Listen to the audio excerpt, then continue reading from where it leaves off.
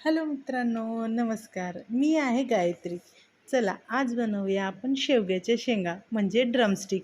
यांना व्यवस्थित असे कापून घेते, सालपट वगैरे थोडे असे काढून घेते आणि याच्यामध्ये मी टाकणार आहे 2 बटाटे.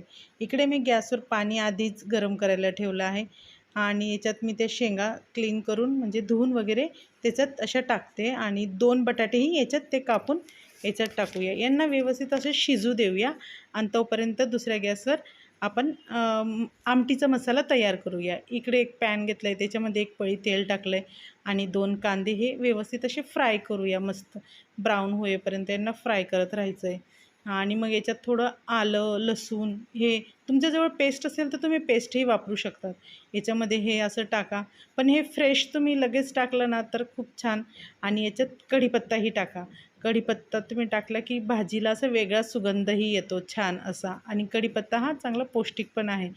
आणि याच्यात चांगलं असं मग 1 चम्मच असं जिरा हे टाकूया आणि खोबरं पावडरही टाकूया याच्यात आणि याला मस्त असं ब्राऊन होईपर्यंत भाजून घेऊया. हे बघा इकडे असं मस्त डार्क ब्राऊन असं भाजून झालं आहे. यांना वाटून घेऊया.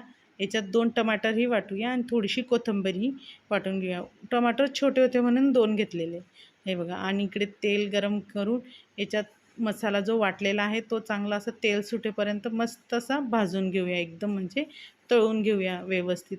आणि याच्यात मग आपण टाकणार आहोत 1 चम्मच मिरची पावडर, अर्धा चम्मच गरम मसाला, 1 चम्मच धना पावडर, अर्धी चम्मच हळद आणि यांना मस्त असं एकजीव होईपर्यंत कालवून घेऊया. आणि इकडे हे माझे शेवग्याचे शेंगा बटाटे मस्त शिजून झाले होते. हे आता याच्यात टाकून देऊया वाटणमध्ये मस्त असे. आपल्याला पाहिजे तेवढं पाणी आपण यूज करू शकतो याच्यात.